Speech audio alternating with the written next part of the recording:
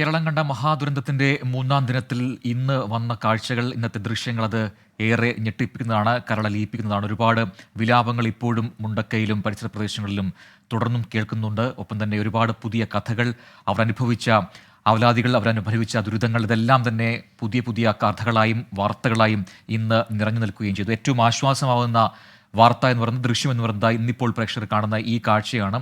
രണ്ട് കരകളെ, മുറിഞ്ഞുപോയ ചൂരൽമലയെയും ഒപ്പം മുണ്ടക്കയെയും ബന്ധിപ്പിക്കുന്ന ഈ പാലം, അത് ആർമി അവരുടെ സേനാക്കരത്തിൻ്റെ പ്രതീകം കൂടിയാണ്. അവർ നിർമ്മിച്ച ആ പാലത്തിലൂടെ വാഹനങ്ങൾ, ഭാരവാഹനങ്ങളും ഒപ്പം തന്നെ ആംബുലൻസും എല്ലാം മറുകരയിലേക്ക് നാളെ മുതൽ എത്തി തുടങ്ങും. അങ്ങനെ അപ്പുറത്തുള്ള ആൾക്കാരെ എല്ലാം തന്നെ സുരക്ഷിത കേന്ദ്രങ്ങളിലേക്ക് മാറ്റാൻ നമുക്ക് സാധിക്കും. അത് വലിയ പ്രതീക്ഷയാണ്. അപ്പോഴും എല്ലാം നഷ്ടപ്പെട്ടവരുടെ, ഒന്നും ഇല്ലാതായി തീർന്നവരുടെ ഒരുപാട് വേദനിപ്പിക്കുന്ന കഥകൾ ഇന്നും പുറത്തു വന്നു എന്നുള്ളതാണ് നമ്മുടെ സങ്കടം. പക്ഷേ അവരെ ചേർത്ത് പിടിക്കുന്നുണ്ട് നമ്മുടെ കേരളം. നമുക്കിത് പരിചയമുള്ള കാലം കൂടിയാണ്. കഴിഞ്ഞ 2018 മുതൽ നമ്മളിത് പരിചയിച്ചു വരുന്നുണ്ട്. നമ്മുടെ പ്രകൃതി എത്രമാത്രം കലിതുള്ളിയാലും അതവരെ അതിൽ ദുരിതമനുഭവിക്കുന്നവർ ചേർത്ത് പിടിക്കുന്ന മനോഭാവം മലയാളികൾ മുന്നോട്ട് വെക്കുന്നുണ്ട്.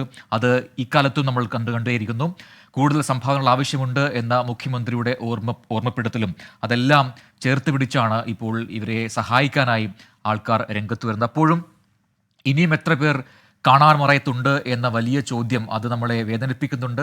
അതിൽ ഏറ്റവും പ്രധാനപ്പെട്ടതാണ്, ഇന്നിപ്പോൾ ഈ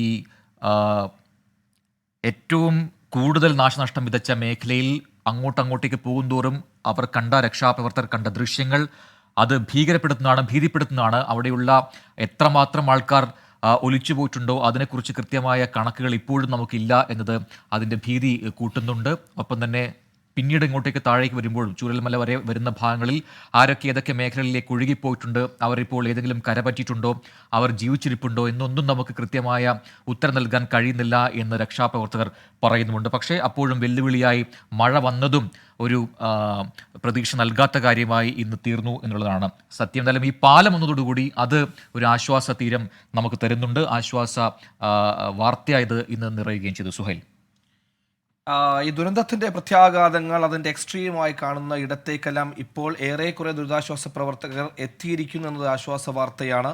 അതിനാൽ നമുക്ക് ഈ ബെയിലി പാലം കൂടി പൂർണ്ണമായതോടുകൂടി നാളെ ഹെവി മിഷൻസ് അടക്കം അങ്ങോട്ടേക്ക് ചെല്ലും. അതോടുകൂടി ഇതിൻ്റെ ഒരു സെക്കൻഡ് ഫേസിലേക്ക് വേണമെങ്കിൽ രക്ഷാപ്രവർത്തനം കടന്നു എന്ന് പറയാം. അത് കുറച്ചുകൂടി പേസ് ഉള്ള ഒരു രക്ഷാപ്രവർത്തനമായിരിക്കും, വേഗതയുള്ള രക്ഷാപ്രവർത്തനമായിരിക്കും.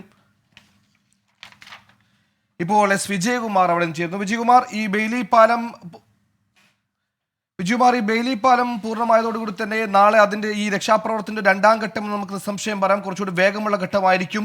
എങ്ങനെയൊക്കെ, എവിടെയൊക്കെ ആയിരിക്കും നാളത്തെ രക്ഷാപ്രവർത്തനം? മുണ്ടക്കൈ, ഈ പുഞ്ചിരിവട്ടം ഭാഗം കേന്ദ്രീകരിച്ച് തന്നെയായിരിക്കും രക്ഷാപ്രവർത്തനം?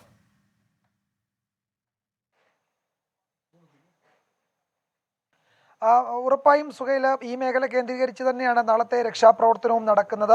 അത് ഈ പറയുന്ന രണ്ട് ഭാഗം, ഇപ്പോൾ ഈ മുണ്ടക്കൈ മേഖല കേന്ദ്രീകരിച്ചായിരിക്കും അതിൻ്റെ ഒരു മർമ്മപ്രധാനമായ ദൗത്യത്തിൻ്റെ കേന്ദ്രമാകുക ഈ മുണ്ടക്കൈ തന്നെയാണ്. കാരണം അവിടെയാണ് ഏറ്റവും അധികം ആളുകൾ കാണാനില്ല എന്ന പരാതി ഉയർന്നിരിക്കുന്ന ഒരു പ്രദേശം അതാണ്.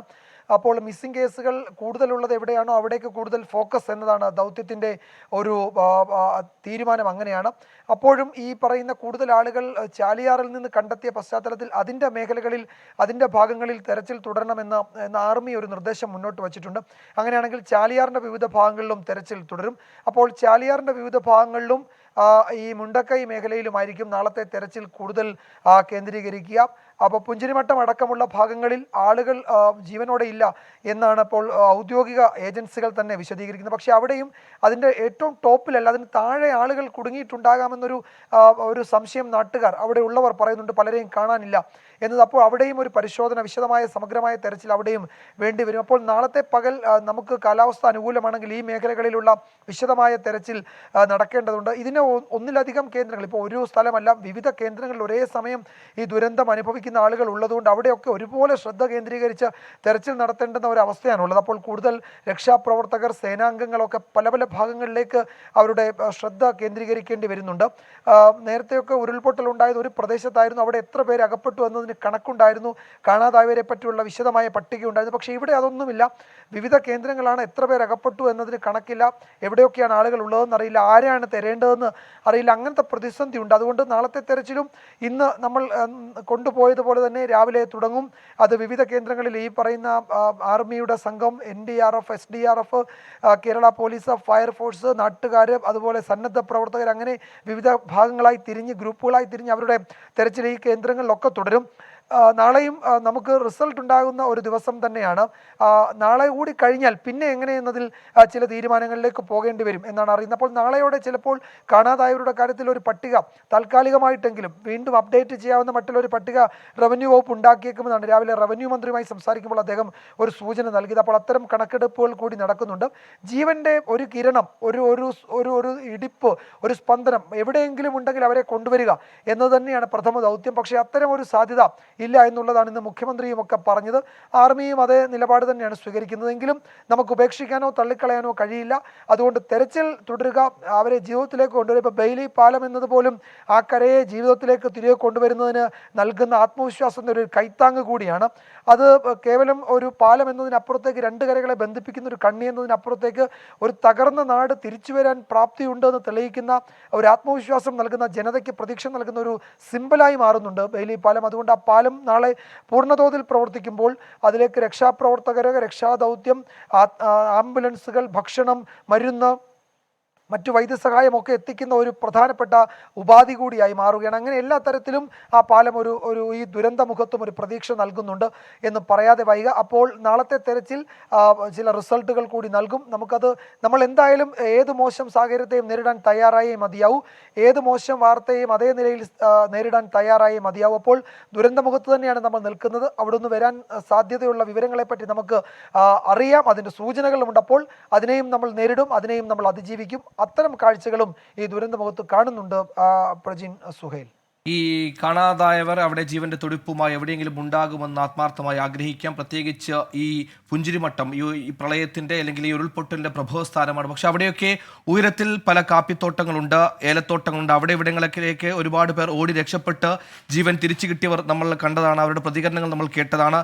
അത്തരത്തിൽ അതിന്റെ ആഴങ്ങളിലേക്ക് മുകളിലോട്ട് എവിടെയെങ്കിലുമൊക്കെ അവരുടെ പ്രിയപ്പെട്ടവർ ഇപ്പോഴും ജീവന്റെ തുടിപ്പുമായി ഉണ്ടാകുമെന്ന് ആത്മാർത്ഥമായി ആഗ്രഹിക്കുന്നു, പ്രതീക്ഷിക്കുന്നു. അത്തരത്തിൽ നാളെ അവരെ അടക്കം ഈ രക്ഷാദൗത്യ സേനയ്ക്ക് കണ്ടെത്താനാകട്ടെ.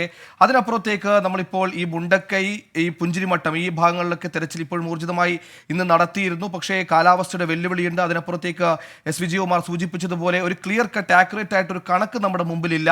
പഞ്ചായത്ത് പറയുന്നത് 400 കുടുംബങ്ങൾ അവിടെ ഉണ്ടായിരുന്നു എന്ന് പറയുമ്പോഴും കുറേ പേരെ കാണാതായിരിക്കുന്നു, ചിലർ ചികിത്സയിലുണ്ട്, ചിലർ എന്നേക്കുമായി ഇല്ലാതായിരിക്കുന്നു. അങ്ങനെ ഇത് എത്തരത്തിൽ ആരൊക്കെ അവിടെ ഉണ്ടെന്നൊരു കണക്കില്ല. അതിനപ്പുറത്തേക്ക് ആ നാടിൻ്റെ ഒരു രൂപരേഖ തന്നെ മാറിയിരിക്കുകയാണ്. വീടുണ്ടായിരുന്ന സ്ഥലങ്ങളിൽ ഇപ്പോൾ വീടില്ല, അവിടെ പുഴ ഒഴുകുകയാണ്. അതുകൊണ്ട് തന്നെ അതിൻ്റെ ഒരു പഴയൊരു ഏരിയൽ ഷോട്ടുകളും അത്തരത്തിൽ അവിടെ ഉണ്ടായിരുന്ന അതിൻ്റെ ടെറൈനും വ്യക്തമാകേണ്ടതുണ്ട്. ചിലപ്പോൾ നേരത്തെ അവിടെ വീടുകളിലെടുത്ത് ഇപ്പോൾ ആ വീടിൻ്റെ ഒരു ചെറിയ ഐഡന്റിറ്റി പോലും കണ്ടെത്താത്ത രീതിയിൽ മാറിയിരിക്കുകയാണ്. അത്തരത്തിൽ ഈ സ്ഥലം ലൊക്കേറ്റ് ചെയ്യാനും, പണ്ട് വീടുകളുണ്ടായിരുന്ന സ്ഥലങ്ങളിൽ ഇപ്പോൾ എവിടെയാണെന്ന് ലൊക്കേറ്റ് ചെയ്യാനും, അതിനപ്പുറത്തേക്ക് എത്ര ആളുകൾ എവിടേക്ക് ഉണ്ടായിരുന്നു എന്ന് ലൊക്കേറ്റ് ചെയ്യാനുള്ള പ്രതിസന്ധികളൊക്കെ ഉണ്ടെങ്കിലും പരമാവധി സാധ്യതകൾ തേടിക്കൊണ്ട് അതിലേക്ക് ഉതകുന്ന രീതിയിൽ വലിയ രക്ഷാപ്രവർത്തനം നാളെ ഉണ്ടാകുമെന്ന് തന്നെ പ്രതീക്ഷിക്കാം. ഇപ്പോൾ ഈ മണ്ണാഴങ്ങളിൽ പരിശോധന നടത്തുമ്പോൾ തന്നെ സമാന്തരമായി ചാലിയാർ, നമ്മൾ നേരത്തെയൊക്കെ പറഞ്ഞതുപോലെ മൃതദേഹമായ ചാലിയാറിലും തെരച്ചിൽ നടത്തുന്നു. ഇപ്പോൾ കിട്ടിയ മൃതദേഹങ്ങൾ ഭൂരിഭാഗവും ചാലിയാറിന്റെ തീരങ്ങളിൽ നിന്നാണ് കിട്ടിയത്. തുടക്കത്തിൽ ഇതിന്റെ ഒരു എക്സ്ട്രീം ഫ്ലോ കാരണം നിലമ്പൂർ, പോത്തുകൽ വരെ ഉള്ള ദൂരങ്ങൾ, ഏകദേശം 38-40 കിലോമീറ്റർ വരെ മൃതദേഹങ്ങൾ അടിഞ്ഞിരുന്നു. പക്ഷേ ഇപ്പോൾ ആ നീരൊഴുക്ക് അല്പം കുറഞ്ഞതോടെ അതിൽ പിന്നോട്ടുള്ള പല പ്രദേശങ്ങളിലും, കോഴിക്കോട് ഭാഗത്തേക്ക് ഈ സൂചിപ്പാറ വെള്ളച്ചാട്ടത്തിന് സമീപം, അതൊക്കെ വനപ്രദേശമാണ്, അവിടെയുള്ള ചാലിയാറിന്റെ തീരത്തടക്കം മൃതദേഹങ്ങൾ കണ്ടെത്തുന്നുണ്ട്. അതുകൊണ്ട് തന്നെ സമാന്തരമായ ഒരു തെരച്ചിൽ ഈ ചാലിയാർ കേന്ദ്രീകരിച്ചും വേണം. അതിനുള്ള നിർദ്ദേശങ്ങൾ സൈന്യം കൊടുത്തു എന്നതാണ് വിജയകുമാർ നമ്മോട് പറഞ്ഞത്. അതുകൊണ്ട് തന്നെ ഒരുപാട് ഏരിയകൾ, ഈ അട്ടമല, ചൂരൽമല, മുണ്ടക്കൈ ഏരിയകൾ കേന്ദ്രീകരിച്ച് പരിശോധന നടത്തുമ്പോൾ തന്നെ ഈ ഈ ചാലിയാറിന്റെ പുഴയിലും സമാന്തരമായ ഒരു തെരച്ചിൽ ഉണ്ടാകുമെന്നാണ് പ്രജിൻ മനസ്സിലാക്കാൻ കഴിയുന്നത് നമുക്ക്. തീർച്ചയായിട്ടും ഇന്നലെ ഏറ്റവും ഒടുവിൽ വലിക്കുന്ന ചില വിവരങ്ങൾ കൂടിയുണ്ട്. മന്ത്രിമാരുടെ വാർത്താ സമ്മേളനം അല്പസമയത്തിനകം ഉണ്ടാകുമെന്ന് പറയുന്നു. ഇന്നത്തെ തെരച്ചിൽ സംബന്ധിച്ച് ഇനി നാളെ എങ്ങനെയാണ് ഈ ദൗത്യം മുന്നോട്ട് പോവുക, ഈ പാലത്തിലൂടെ ഉള്ള രക്ഷാപ്രവർത്തനം, അത് എങ്ങനെയൊക്കെ എന്നുള്ള കാര്യങ്ങൾ ഇന്ന് മന്ത്രിമാർ അല്പസമയത്തിനകം അത് വിശദമാക്കുമെന്ന് പ്രതീക്ഷിക്കുന്നു. ഒപ്പം തന്നെ എന്താണ് യഥാർത്ഥ കണക്കുകൾ, ഔദ്യോഗികമായി ലഭിച്ച കണക്കുകൾ എന്താണ്, അത്തരം കാര്യങ്ങൾ നമുക്ക് അറിയേണ്ടതുണ്ട്. അത് മന്ത്രിമാർ അല്പസമയത്തിന് മാധ്യമങ്ങളെ കണ്ടത് അറിയിക്കുമെന്നാണ് മനസ്സിലാക്കാൻ സാധിക്കുന്നത്.